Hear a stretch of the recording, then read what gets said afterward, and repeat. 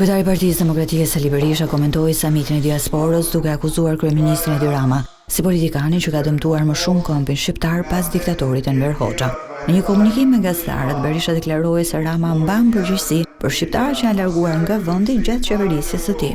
Nga viti 2015 deri në vitin 2024, vetëm në hapësirën e Schengenit janë larguar 1.990.000 shqiptar. Edi Rama është armik i lirisë së shqiptarëve sepse ai ndërtoi për interesat pushtetit tij në Shqipëri, narkoshtetin e parë dhe të vetëm në Europë. Por kryetari i PD Sali Berisha shfrytëzoi komunikimin me gazetarët për të akuzuar qeverinë Rama se ka lënë qytetarët pa mbështetje për ballëritjes së çmimit të naftës.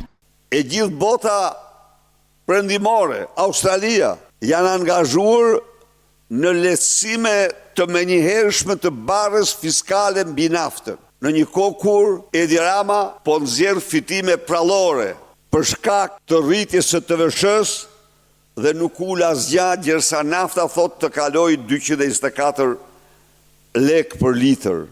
Berisha akuzoi kryeministrin se me masat e fundit që po merr po falimenton fermerët. Gjermania para 3 ditësh vendosi të dyfishoj subvencionin e naftës për fermerët, kurse Edi Rama hoqi subvencionimin për fermerët shqiptar dhe shkoi në pacipsin më të madhe. 2 metra gënjeshtar u deklaroi se Europa nuk e përdor më subvencionin. Kryetari i PD Sali Berisha u bëri apel qytetarëve të reagojnë kundër qeverisë dhe të bashkohen protestës së opozitës të premten.